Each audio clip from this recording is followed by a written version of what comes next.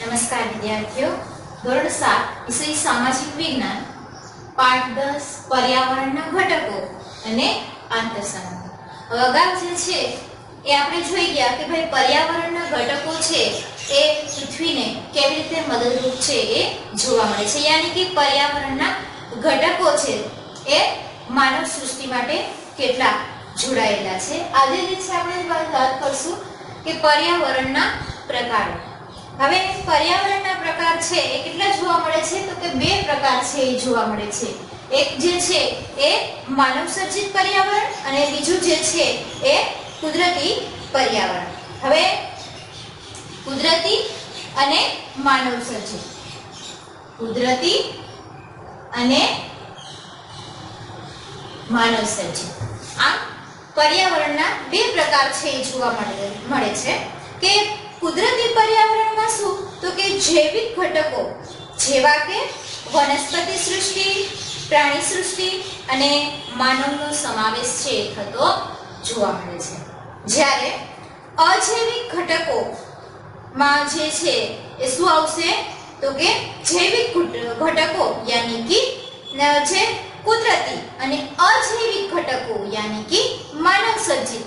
હવે જૈવિક ઘટકોમાં આપણે જોયું કે ભાઈ વનસ્પતિ સૃષ્ટિ, પ્રાણી સૃષ્ટિ અને માનવ સૃષ્ટિનો સમાવેશ છે થતો જોવા મળે છે. એવી જ રીતે આપણે જોઈએ કે અજૈવિક ઘટકોમાં તો કે ભૂમિ, જળ, હવા વગેરેનો છે એ અજૈવિક ઘટકોમાં સમાવેશ થતો જોવા મળે છે.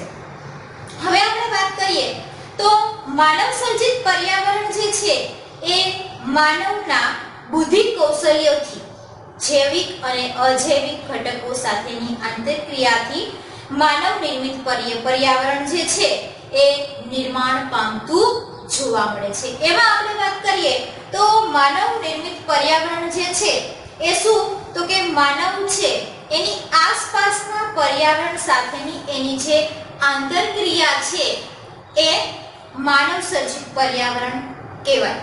પોતાની જરૂરિયાત મુજબ તેના પરિવર્તન કરે છે અને આદિકાળમાં મનુષ્ય છે આપણે જોઈએ કે ભાઈ પ્રાચીન સમયમાં છે એ મનુષ્ય છે કેવું જીવન જીવતો હતો અને અત્યારે જે છે વાત કરીએ તો માનવ જે છે કેવું જીવન જીવતો જોવા મળે છે. પહેલાની વાત કરીએ તો માણસ છે ભટકતું જીવન જીવતો હતો અને પોતાની જરૂરિયાતો માટે પર્યાવરણને અનુકૂળ છે એ રહેલો જોવા મળતો હતો. તેનું જીવન છે એ સરળ અને જરૂરિયાતો છે એ મર્યાદિત હતી. એની સામે છે આસપાસના પર્યાવરણમાંથી તમામ જરૂરિયાતો છે એ પૂરી કરી લેતા હતા. સમય સાથે છે એ ધીમે ધીમે આપણે જોઈએ કે પરિવર્તન આવેલું જોવા મળે છે કે એની બુદ્ધિ કૌશલ્યનો થોડોક વિકાસ છે થાય છે. રોજબરોજ આપણે જોઈએ છીએ કે ભાઈ માણસ આદિ માનવ છે કેવો હતો ને આજનો માનવ છે કેવો, ધીમે ધીમે છે એની બુદ્ધિ કૌશલ્યનો વિકાસ થાય છે અને મનુષ્ય છે એ પર્યાવરણનો ઉપયોગ છે એ કરતો હતો અને આજે કરે છે પણ એમાં થોડું થોડું પરિવર્તન આવેલું જોવા મળે છે. નવી નવી રીતો છે એ શીખતા જોવા મળે છે અને આજે તો આપણે જોઈએ જ છીએ કે ભાઈ ટેકનોલોજી છે એ કેટલી આગળ વધી ગઈ છે. પરિણામે શું થયું તો કે ભાઈ માણસ પહેલા તો કે પોતાની આસપાસ જ પોતે જીવન જરૂરિયાતની વસ્તુઓ છે મેળવી લેતો હતો. પછી ધીમે ધીમે જે છે એ ખેતી, પશુપાલન, પછી તો કે ચક્રની શોધ, પછી ઔદ્યોગિક ક્રાંતિ, આમ છે દિન બદિન છે એમાં વધારો થતો ગયો અને આ જે છે એ શું થયું તો કે માનવ નિર્મિત પર્યાવરણની સાંસ્કૃતિક પર્યાવરણ તરીકે ઓળખવામાં આવે છે. રોજ ને રોજ માણસમાં જે છે એ સુધારો આવતો ગયો, એમાં નવું નવું છે એ શીખવાની સૂઝબૂઝ છે એ જાગે છે, પરિવર્તન છે એ લાવતા જોવા મળે છે. હવે એના પછી જે છે આપણે વાત કરીએ તો કે પાણીનું વિતરણ.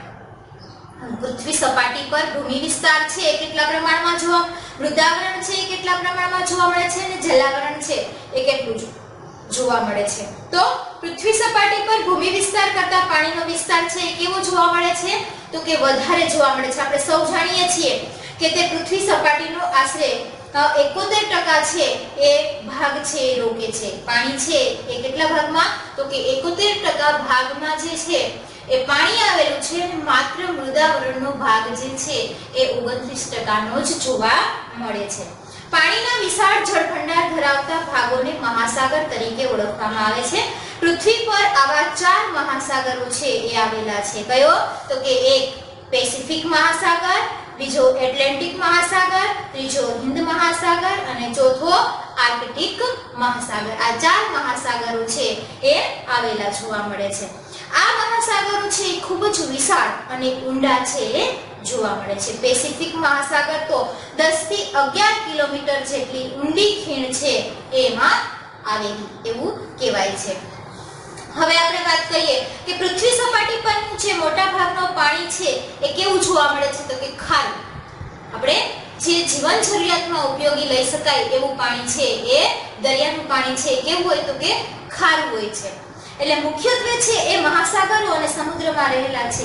જે મીઠા પાણીનો મુખ્ય સ્ત્રોત છે એ ક્યાંથી આવે છે? તો કે હિમ શિખરોમાંથી. ભૂમિગત પાણી જે છે એ મીઠા પાણીના સરોવર, નદીઓ વગેરેમાં જ જોવા મળે છે. હવે એના પછી આ તો થઈ પાણીની વાત. હવે આપણે વાત કરીએ કે સમુદ્રના મોજા. કે સમુદ્રના મોજા છે એ વિવિધ પ્રકારના બળોથી ઉદ્ભવે છે. જે આપણે ચોપાટીના દરિયે જાય તો ત્યાં કેટલા વેગથી છે મોજા આવતા હોય. પછી ક્યારેક છે એ વાતાવરણ બદલાય, વાવાઝોડું કે એવું શક્ય બની શકે, ત્યારે આપણે જોઈએ છે કે ભાઈ જે સમુદ્રના મોજા છે એનું વેગ છે કેવો જોવા મળે છે. અલગ અલગ જે છે એ જોવા મળે છે. સામાન્ય રીતે મોજા છે સમુદ્રની સપાટી પર વાતા પવનોથી સર્જાતા જોવા મળે છે. વંટોળ કે વાવાઝોડાથી ઊંચા મોજા ઉછળે છે. આ મોજા છે એ સમુદ્ર કિનારે પહોંચે છે ત્યારે ભારે નુકસાન થતું જોવા મળે છે. પવનનો વેગ જેવો હોય એ પ્રમાણે મોજાની ગતિ છે એ જોવા મળે છે. જો વાવાઝોડાનું વાતાવરણ હોય તો એવો મોજા પવન વધારે હોય એટલે મોજા છે એ વધારે ઉછળે છે અને એ આજુબાજુના વિસ્તારને નુકસાન કરતા જોવા મળે છે. એના પછી આપણે વાત કરીએ ભરતી અને ઓટ. દરિયામાં જે ક્યારેક ભરતી આવે છે તો ક્યારેક ઓટ હોય છે. તો એ શું છે? તો કે દિવસમાં 2 વાર જે છે એ સમુદ્રની સપાટી છે એ સમયાંતરે ઊંચી ચડે છે અને સમયાંતરે છે એ નીચે ઉતરે છે. યાની કે સમુદ્રની આ જે ચડ ઉતરની ઘટનાને આપણે ભરતી ઓટ તરીકે ઓળખીએ છીએ. ભરતીના સમયે છે સમુદ્રનું પાણીનું મોજા દરિયા કિનારે છે એ ઘસી આવે છે. એવી જ રીતે જ્યારે ઓટ હોય ત્યારે સમુદ્રનું જે પાણી છે એ સમુદ્રની જે સપાટી છે, દરિયા કિનારો છે એનાથી પાછળની તરફ ખેંચાઈ જતું જોવા મળે છે. ભરતી કે ઓટ વચ્ચેનો સમયગાળો છે એ આશરે કેટલો હોય છે? તો કે 12.25 કલાક જેટલો હોય છે. સૂર્ય અને ચંદ્રના ગુરુત્વાકર્ષણ બળના કારણે છે એ પૃથ્વી પર આ ભરતી અને ઓટ છે એ આવતા જોવા મળે છે. સૂર્ય છે એ ચંદ્ર કરતા દ્રવ્યમાન અને ઘણો મોટો જોવા મળે છે અને એના કારણે છે એ ચંદ્રની સરખામણીમાં પૃથ્વીથી ઘણો દૂર પણ આવેલો છે. તેથી જે છે એ પૃથ્વી પર ચંદ્રનું ગુરુત્વાકર્ષણ બળ જે છે એ કેવું છે? તો કે વધારે પ્રમાણમાં જોવા મળે છે અને એના કારણે છે એ પૃથ્વીના જુદા જુદા ભાગ સૂર્ય અને ચંદ્રની સામે આવે છે. માટે અલગ અલગ સમયે છે એ આ ભરતી અને ઓટ છે એ આવતા જોવા મળે છે. અમાસ અને પૂનમના દિવસે છે એ સૂર્ય, પૃથ્વી અને ચંદ્રની લગભગ સીધી રેખામાં આવે છે. અમાસ અને પૂનમના દિવસે. તેથી તે દિવસના પ્રભાવથી મોટી ભરતી છે આવે છે. દરિયામાં જે છે પૂનમ ને અમાસ હોય ત્યારે દરિયો કેવો થાય? તો કે ભર થાય છે. જ્યારે સુદ અને વદની મધ્યમાં દિવસોએ ગુરુત્વાકર્ષણ ઘટે છે એટલે શું થાય? તો કે ઓટ થતી જોવા મળે છે. મહાસાગરીય પ્રવાહો. ઓકે. ધરતી પરની નદીઓની જેમ જ મહાસાગરોનો પણ વિશાળ પાણીનો જથ્થો છે એ જોવા મળે છે. હસ્તથી નિશ્ચિત દિશામાં વહે છે. આ પ્રવાહોને મહાસાગરીય પ્રવાહ તરીકે ઓળખવામાં આવે છે.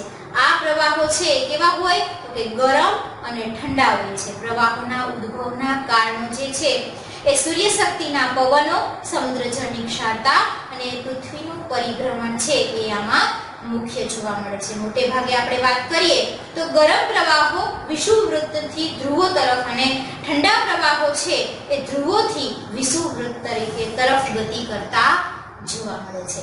આ રીતે જે છે એ ધ્રુવો છે એ ગતિ કરે છે અને એના કારણે છે મહાસાગરીય પ્રવાહો જોવા મળે છે.